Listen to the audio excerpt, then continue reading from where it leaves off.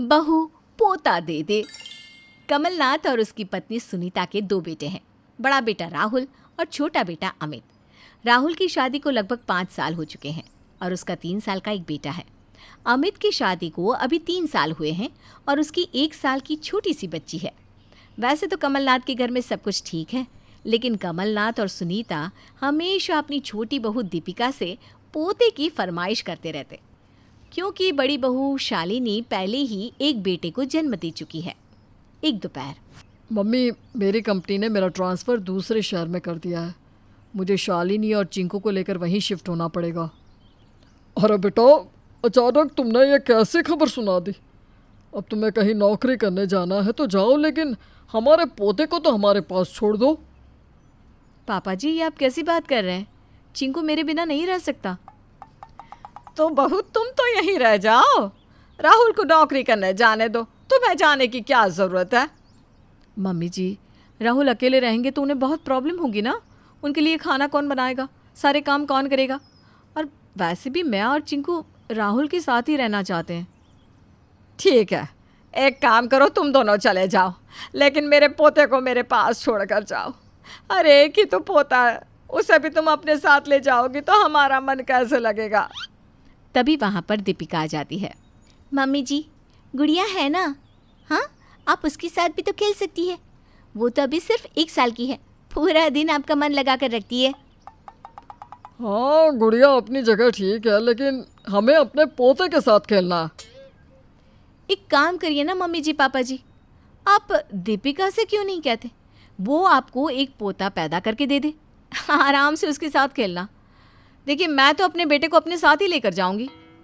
और इस तरह से राहुल अपनी पत्नी शालिनी और बेटे चिंकू को लेकर दूसरे शहर में शिफ्ट हो जाता है।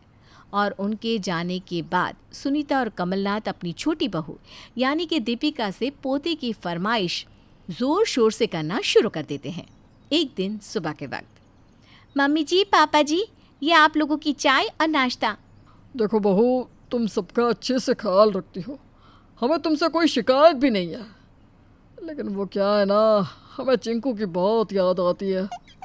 अगर आप लोगों को चिंकू की याद आती है तो आप उसे यहाँ बुला लीजिए। वैसे आप मुझसे कहना क्या चाहते हैं पापा जी? मैं कुछ समझी नहीं। अरे बहू, इतनी भी ना समझ मत बन। तुम्हारे पापा जी ये कहना चाहते हैं कि उन्हें हमेशा से अपनी गोद में एक पोता खिलाने की इच्छा थी। अब चिंकू तो चला गया है दूसरे शहर, तो वो तुमसे ही कहेंगे ना। अपनी सास की बात सुनकर दीपिका चुप हो जाती है। शाम के वक्त रसोई में काम करते वक्त दीपिका अपनी सास के पास जाती है। मम्मी जी, उस वक्त पापा जी सामने थे, इसलिए मैं आपसे कह नहीं पाई। लेकिन पापा जी मुझसे बार बार पोते के बारे में बात क्यों करते हैं? तो कुछ गलत थोड़ी ना कहता है बहू, सही तो कह रहे। अब बुढ़ापे में वो अगर अपनी इच्छा तुम्हें बता रहे हैं तो इसमें गलत क्या है? मम्मी जी, अभी गुड़िया सिर्फ 1 साल की है, और वैसे भी आपके कहने से मैं दूसरा बच्चा प्लान कर भी लूँ तो इस बात की क्या गारंटी है कि वो लड़का ही होगा? अच्छा, तो अब अकेले में तुम मुझे यहाँ जवाब देने आई है? अरे इतना ही बोलना आता है तो सबके सामने क्यों नहीं बोलती? मम्मी जी, ये सारी बातें पापा जी के सामने करना मुझे ठीक नहीं लग रहा था, इसलिए मैंने आपसे अकेले में कहा। देखो बहू, मुझे कुछ नहीं पता, बस मेरा चिंकू चला गया इसलिए मुझे पोता चाहिए। वैसे भी तुम्हारी पहली औलाद एक लड़की है, एक लड़का तो तुम्हें पैदा करना ही पड़ेगा। अपने सास ससुर की बातों से परेशान होकर दीपिका अपने पति अमित से इस बारे में बात करने की कोशिश करती है। अमित, मम्मी जी, पापा जी कब से पोते की रट लगाए बैठे हैं। जब से भैया का ट्रांसफ़र दूसरे शहर में हुआ है और चिंकू उनके साथ चला गया है, तब से वो दिन रात मुझे एक बच्चा पैदा करने की सलाह देते रहते हैं। उनकी बातों पर ज़्यादा ध्यान मत दिया करो दीपिका। तुम जानती हो ना मम्मी जी और पापा जी को पोते की कितनी चाहत थी उन्हें, और वो चाहते हैं कि हमारा भी एक बेटा हो जैसे भैया का है।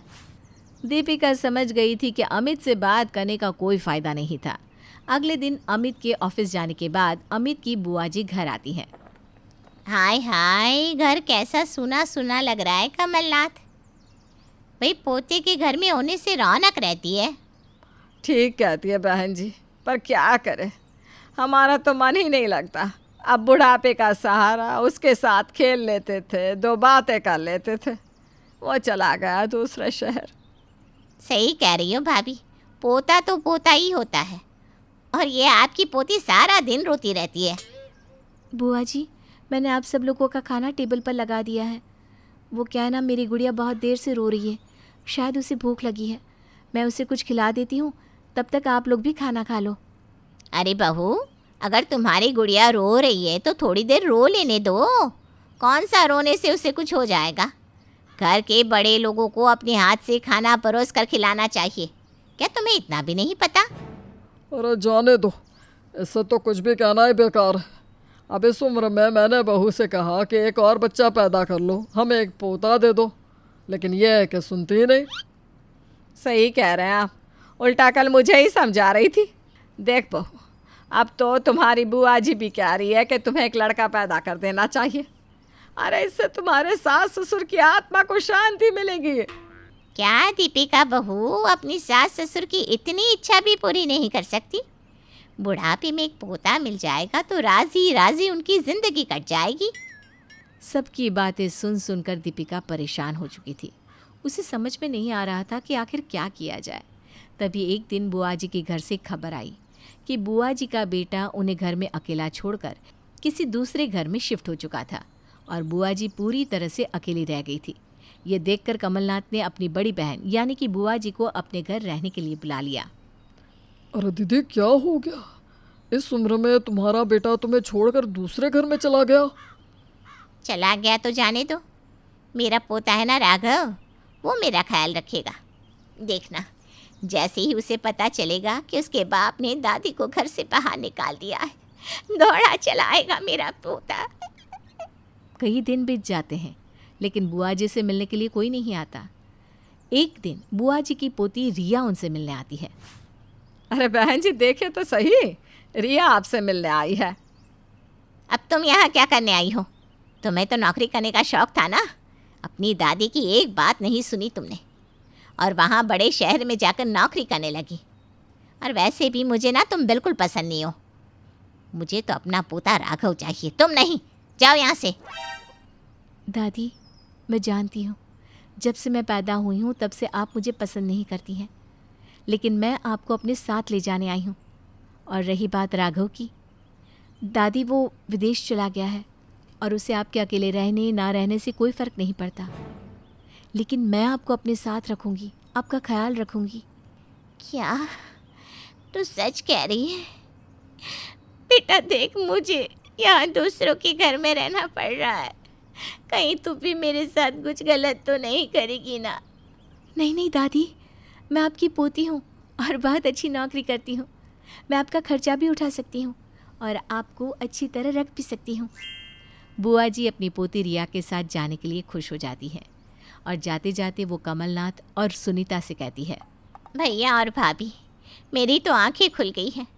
मैंने हमेशा अपने पोते राघव से बहुत प्यार किया और अपनी पोती रिया को हमेशा नफ़रत भरी नज़रों से देखा। वही गलती तुम भी कर रहे हो। मेरी समझ में आ गया है कि चाहे लड़का हो या लड़की, उससे कोई फ़र्क नहीं पड़ता। अच्छा होगा तुम दोनों भी ये बात जल्द से जल्द समझ जाओ।